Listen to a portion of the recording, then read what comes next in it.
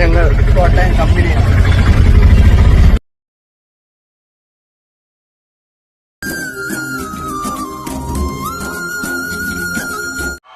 ഇതെന്റെ പ്രിയപ്പെട്ട കാമുകിക്ക് വേണ്ടി ഞാൻ എഴുതിയൊരു പാട്ടാണ്.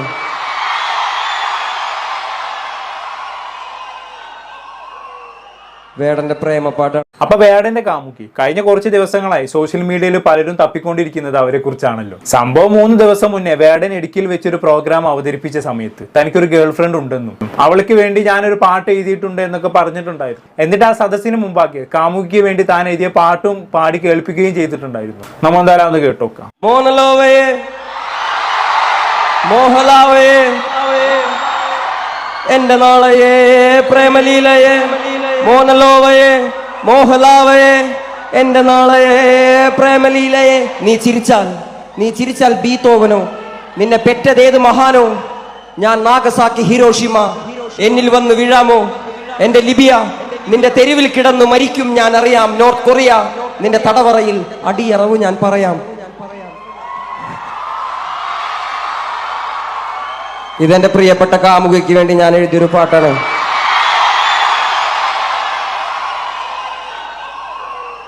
വേടന്റെ പ്രേമപ്പാട്ടാണ്. റിലീസായതിനു ശേഷം ആദ്യമായിട്ടാണ് ഞാനൊരു ഫ്ലോറിൽ വെച്ച് പാടുന്നത്.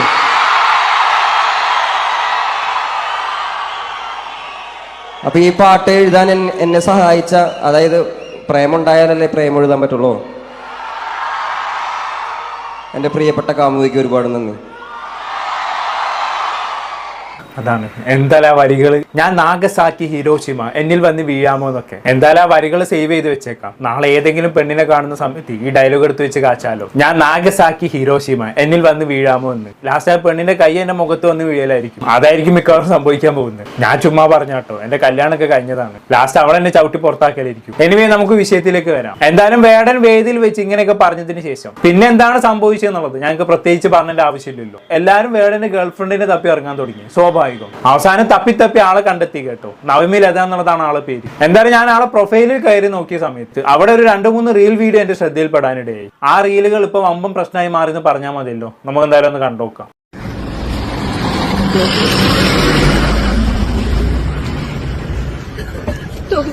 ഹലോ, അതെ, ഞങ്ങൾ കോട്ടയം കമ്പനിയാണ്.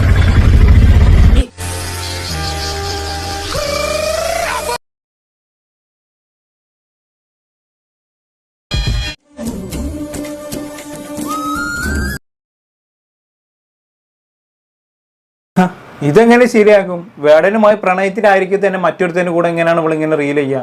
ഇവള് വേടന് തേക്കാനുള്ള പരിപാടി തന്നെയാണ്. ഇത് ഞാൻ പറഞ്ഞല്ല, വേടൻ ഫാൻസ് കമന്റ് ബോക്സിൽ ഒന്ന് പറഞ്ഞ കാര്യങ്ങളാണ്. ഉള്ളത് പറയാലോ, വേടന്റെ ഗേൾഫ്രണ്ടിന്റെ പ്രൊഫൈലിൽ ഇപ്പൊ ഇങ്ങനെ 2-3 റീൽ ഉള്ളത് കാരണമായിട്ട് നല്ല സൈബർ അറ്റാക്ക് ആണ് ഇപ്പൊ ആ പെണ്ണിനെ നേരിട്ടുകൊണ്ടിരിക്കുന്നത്. അല്ല, അങ്ങനെ സംഭവിച്ചില്ലെങ്കിൽ അത്ഭുതമുള്ളൂ. കുറച്ച് ദിവസം മുമ്പ് പ്രശസ്ത ഗായകനായിട്ടുള്ള MG ശ്രീകുമാർ വേടൻ അറിയില്ല എന്ന് പറഞ്ഞത് കാരണമായിട്ട് ആ മനുഷ്യൻ എന്താണ് എല്ലാവരും കൂടി ചെയ്യുന്നത് എന്നുള്ളത് നമ്മളെല്ലാവരും കണ്ടതാണല്ലോ. ഫുൾ തെറിവിലായിരുന്നു, തലങ്ങും വിലങ്ങും സൈബർ ആക്രമണമായിരുന്നു. അവസാനം വേടൻ അറിയില്ല എന്ന് പറഞ്ഞതിന് ആ മനുഷ്യന് മാപ്പ് വരെ പറയേണ്ടി വന്നു എന്നുള്ളതാണ്. പറയിപ്പിച്ചു എന്ന് വേണമെങ്കിൽ പറയാം. അജാതി ടീംസ് ആണ് ഈ വേടൻ ഫാൻസ് എന്ന് പറയുന്നത്. സ്വാഭാവികമായിട്ടും അങ്ങനെയുള്ള ടീംസ് ഇങ്ങനൊരു വീഡിയോ കണ്ടു കഴിഞ്ഞാണെങ്കിൽ വെറുതെ വിടുന്ന നിങ്ങൾക്ക് തോന്നുന്നുണ്ടോ? അല്ലെങ്കിൽ ഇവർ വേടനെ കുറിച്ച് ആരെങ്കിലും എന്തെങ്കിലും മിണ്ടി കഴിഞ്ഞാണെങ്കിൽ തെറി പറയാനായിട്ട് നടക്കുകയാണ്. അതിന്റെ കൂട്ടത്തിൽ ഇതും കൂടി കിട്ടിക്കഴിഞ്ഞാണെങ്കിൽ ഓണവും പെരുന്നാളും ഒരുമിച്ച് വന്ന മാതിരിയാണ് ഒറ്റകൾക്ക്. എന്തായാലും വേടന്റെ കാമുകിയായിട്ടുള്ള നവമി ലതയുടെ കമന്റ് ബോക്സിൽ വന്ന ചില കമന്റുകൾ ഞാൻ വായിച്ചുതരാം. നമ്മുടെ ചെക്കന് വേറെ പെണ്ണ് കിട്ടും, എന്റെ ചെക്കൻ രക്ഷപ്പെട്ടു, ചീറ്റിംഗ്. അപ്പത്തിനെ കൂടെ ഉറപ്പിച്ച് ഈ പെണ്ണ് പിന്നെ ചീറ്റ് ചെയ്തു. എന്താ ഞാനിതിനൊക്കെ പറയാം. ഒരു പെണ്ണിന് മറ്റൊരുത്തരുമായി പ്രണയം ഉണ്ടെന്ന് കരുതി അവൾ വേറെ ഒരുത്തന്റെ കൂടെ റീൽ ചെയ്യുമ്പോൾ അതെങ്ങനെയാണ് ചീറ്റിംഗ് ആയി മാറുന്നത്? എനിക്ക് മനസ്സിലാക്കുന്നില്ല. ഈ ചീറ്റിംഗ് ചെയ്യാൻ മാത്രം അവര് റീലിൽ പ്രത്യേകിച്ചൊന്നും കാണിച്ചിട്ടുമില്ല.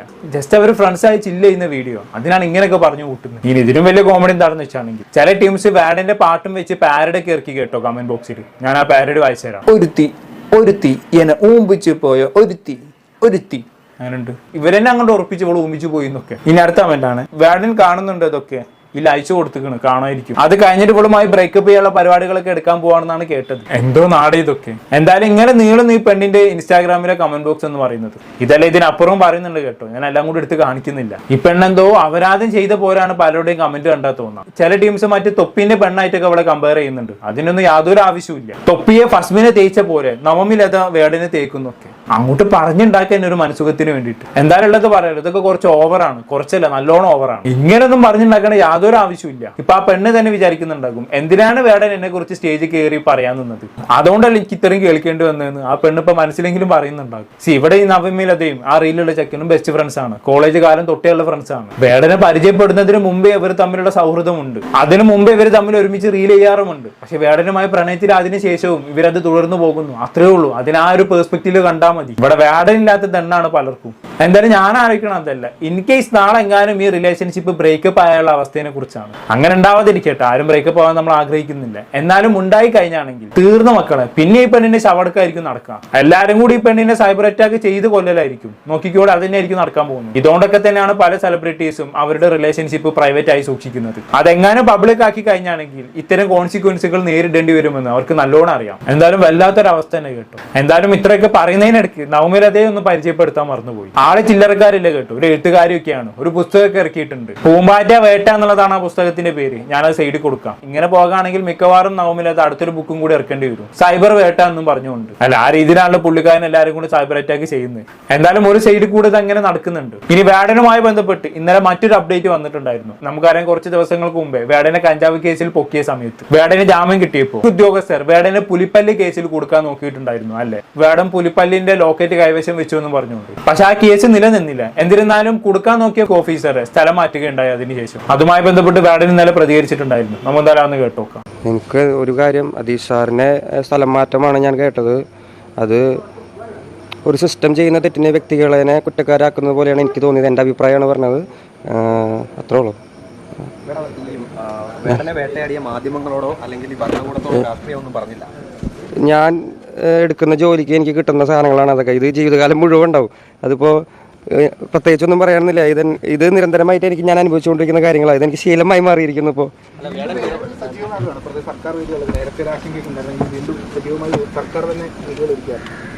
അതെനിക്ക് എവിടെയും പറയാൻ പറ്റില്ല. അത് ഭയങ്കര കോൺട്രവേഴ്സി ആവും ഞാൻ എന്തെങ്കിലും പറഞ്ഞു കഴിഞ്ഞാൽ.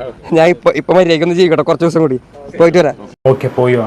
എന്തായാലും ഈ സമയത്ത് മിണ്ടാതിരിക്കുന്നതാണ് നല്ലത്. എന്തെങ്കിലും കിട്ടിക്കഴിഞ്ഞാണെങ്കിൽ പിന്നെ നാളെ അതാവും ചർച്ചാ വിഷയം. എന്തായാലും ഇവിടെ വളരെ നല്ലൊരു പ്രതികരണം തന്നെയാണ് വേടൻ നടത്തിയിട്ടുള്ളത്. അല്ലെ, പ്രത്യേകിച്ച് പുള്ളിക്കാരൻ തുടക്കത്തിൽ പറഞ്ഞ കാര്യം, ഒരു സിസ്റ്റം ചെയ്ത് തെറ്റിന് ഒരാളെ ശിക്ഷിക്കുന്നത് ശരിയല്ല എന്നുള്ളത് ശരിയാണത്. ഇവിടെ ഫോറസ്റ്റ് വകുപ്പ് മൊത്തം ചെയ്തൊരു തെറ്റിന് ഒരു ഫോറസ്റ്റ് ഉദ്യോഗസ്ഥനെ മാത്രം ശിക്ഷിക്കുന്നത് ശരിയല്ലല്ലോ. ശിക്ഷിക്കുകയാണെങ്കിൽ എല്ലാവരും ശിക്ഷിക്കണം. അപ്പൊ ഒരാൾക്കെതിരെ മാത്രം ഇങ്ങനെ നടപടി എടുക്കുന്ന ഒട്ടും ശരിയല്ല. എന്തായാലും അങ്ങനെയൊക്കെയാണ് കാര്യങ്ങൾ ഒരു കിടപ്പ് വശം എന്ന് പറയുന്നത്. എന്നിരുന്നാലും ഇപ്പൊ നിലവിൽ വേടനെ സംബന്ധിച്ചിടത്തോളം ഒടുക്കത്തെ പ്രോഗ്രാം ബുക്കിംഗ് ആണ്. ഓരോ ദിവസവും ഇപ്പൊ വേടൻ ഓരോ സ്ഥലത്താണ് പരിപാടികൾ. എന്തായാലും ഇന്നലെ വേടന്റെ ഒരു പരിപാടി തുടങ്ങുന്നതിന്റെ മണിക്കൂറുകൾക്ക് മുമ്പേ തന്നെ പ്രോഗ്രാം കോർഡിനേറ്റർ ആയിട്ടുള്ള ഒരാൾ ഷോക്കേറ്റ് മരിച്ചിട്ടുണ്ടായിരുന്നു. അതുകൊണ്ട് തന്നെ ഇന്നലത്തെ വേടന്റെ പ്രോഗ്രാം ക്യാൻസൽ ആയി പോയിട്ടുണ്ടായിരുന്നു. അതുമായി ബന്ധപ്പെട്ട് വേടൻ ഇന്നലെ ഒരു ലൈവ് ഒക്കെ ചെയ്തിട്ടുണ്ടായിരുന്നു. നമ്മൾ എന്തായാലും ഒന്ന് കണ്ടുനോക്കാം.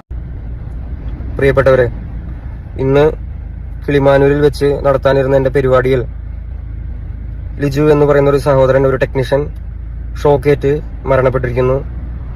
അപ്പോൾ അങ്ങനെ ഒരു സാഹചര്യത്തിൽ ആ വേദിയിൽ വന്ന് എനിക്ക് നിങ്ങളുടെ മുന്നിൽ പാട്ട് പാടാൻ മാനസികമായിട്ടുള്ള ബുദ്ധിമുട്ടുണ്ട്. ഇത് ഞാൻ സംഘാടകരുമായും വേണ്ടപ്പെട്ട അധികാരികളുമായി സംസാരിച്ചിട്ടുണ്ട്. എന്നെ കാണാനും കേൾക്കാനും വേണ്ടി ഒരുപാട് നേരമായി കാത്തിരുന്ന ജനങ്ങളുടെ മുന്നിൽ വന്ന് ഇതെനിക്ക് മിണ്ടണം എന്നുണ്ടായിരുന്നു. അപ്പോൾ ജനത്തിരക്കും സേഫ്റ്റി ഇല്ലായ്മയും കാരണം എനിക്ക് നേരിട്ട് നിങ്ങളുടെ മുന്നിൽ വന്ന് ഇത് പറയാൻ പറ്റാത്തൊരു സാഹചര്യത്തിലാണ് ഞാൻ നിൽക്കുന്നത്. എൻ്റെ പ്രിയപ്പെട്ടവരായ നിങ്ങൾ ഇത് മനസ്സിലാക്കുമെന്നും സംയമനം പാലിക്കുമെന്നും ഞാൻ വിശ്വസിക്കുന്നു. ഇതിനും വലിയൊരു വേദിയിൽ, ഇതിനും സുരക്ഷാ സംവിധാനത്തോടു കൂടി ഞാൻ നിങ്ങളുടെ മുന്നിൽ ഇനിയും വരും. നിങ്ങളെക്കാൾ കൂടുതൽ വിഷമം എനിക്കുണ്ട്. എനിക്ക് പെർഫോം ചെയ്യാൻ പറ്റാത്തതിലും അതിലുപരി എൻ്റെ ഷോയ്ക്ക് വേണ്ടി പണിയെടുക്കാമെന്ന ഒരു ചേട്ടൻ മരണപ്പെട്ടിരിക്കുകയാണ്. അപ്പോൾ നിങ്ങളിത് മനസ്സിലാക്കുമെന്ന് ഞാൻ വിശ്വസിക്കുന്നു. Thank you. നല്ലൊരു തീരുമാനം. എന്തായാലും മരണപ്പെട്ട പയ്യന്റെ കുടുംബത്തിന് ക്ഷമ ഉണ്ടാവട്ടെ. അത്ര ഈ സാഹചര്യത്തിൽ നമുക്ക് പറയാൻ പറ്റത്തുള്ളൂ. കൂടുതലായിട്ടൊന്നും ഞാനിവിടെ പറയുന്നില്ല. എന്താണെന്ന് കേട്ട് നിങ്ങൾക്ക് തോന്നുന്നത് താഴെ കമന്റ് ബോക്സിൽ രേഖപ്പെടുത്തുമല്ലോ. അടുത്തൊരു ടോപ്പിക്കുമായി വീണ്ടും കാണാം.